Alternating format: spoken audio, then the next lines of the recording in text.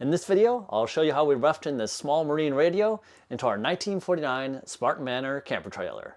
And this little guy powers 2 speakers up front and 2 in the back. So some parts of this, like installing the speakers in the ceiling, come later in the project, of course. But before we show you how we put up the walls and then the ceiling panels, we wanted to make sure to show you how we ran the cables for the speakers through the shell of this trailer so we could get them close to where we'd be installing the radio. I bought this 100-foot reel of speaker cable at a big box store. Then it was simply a matter of threading it through the frames of the trailer shell, just like we did for the electrical cables, and making sure to run it through grommets like these anywhere it passed through the frame. We decided to locate the radio on the forward wall of the bathroom, so it'll be in the observation room, which is where we'll have bench seating near the big windows. So we had to run these speaker cables to the location of the wall that we had not yet put up. And don't forget to label them, because you'll definitely get them mixed up. After running all 4 speaker cables, we made this temporary mount for the radio, because we're nowhere near close to having that forward bathroom wall done. And looking at the dates of these video files, it was actually a year between mounting it temporarily like this and getting it into the bathroom wall. As you can see, this radio comes with a U-shaped bracket that is secured with 2 nuts on the back. And because that plywood is so thin, I've had to add 2 little pieces of wood as spacers to make sure the bracket can actually hold this radio in place.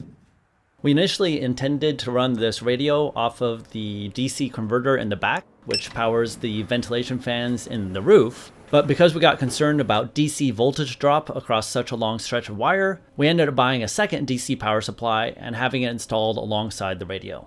And right here on a sticker on the radio itself is a guide to the colors and functions of each wire. For each speaker cable, I had to split the wires apart and then strip off some of the insulation so that I could use a wire nut to temporarily connect them to the speaker outputs of the radio. For speakers, we bought 2 sets of these Boss 6.5-inch speakers. And here you can see the positive terminal and the negative terminal. From what I've seen online with this clear speaker cable, the copper colored conductor is the positive wire and the silver one is the negative. This isn't super critical so long as you keep it consistent and know which one you're hooking up to the leads from the radio. For this first test, I've simply threaded the wire through the hole in each terminal and twisted it on. And I did this for each of the 4 speakers. And it's a very satisfying moment to power up the radio and test out some music.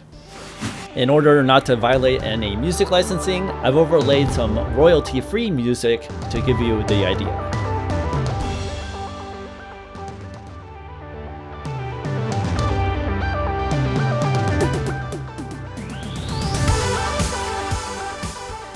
To get those speakers off the floor and out of the way, and to hear what they'll sound like close to their final position, we made up these simple brackets of MDF so we could mount the speakers in the ceiling.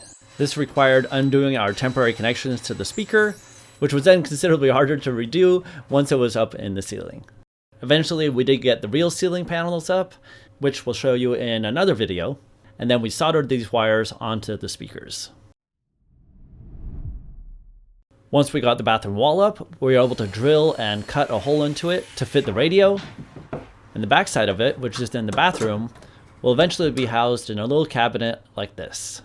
And we put this radio on the bathroom wall because we can make the cabinet behind it deep enough to accommodate its depth. All the outer walls of the trailer simply aren't deep enough to accommodate this radio or any others like it that we looked at. So the cabinet is deep enough to hold the radio and the DC converter, and this depth is also perfect for a standard roll of toilet paper. So this is a pretty cool radio. It obviously has the AM/FM bands. You can also go to Bluetooth and have an auxiliary input as well. Here are the RCA jacks. Here's a 3.5mm connection. Here's a USB connection and one for an antenna. And for the 3.5mm connection, we actually ran a cable into the wall, and it goes through the wall up here, and we'll have it come out here next to that outlet. And eventually this will all be enclosed so you can't see it from the bathroom cabinet side. And on this side, in order to let that DC power supply breathe, we might end up putting an aluminum grill here to allow some air circulation. So now that we've shown you the radio, in the next videos you can see how we put up all these walls and ceiling panels, which was a lot of work. So if you like videos like this, you might like this one here. Hey, Og. Hey. Hey, hey, hey! Here, get that. Get it.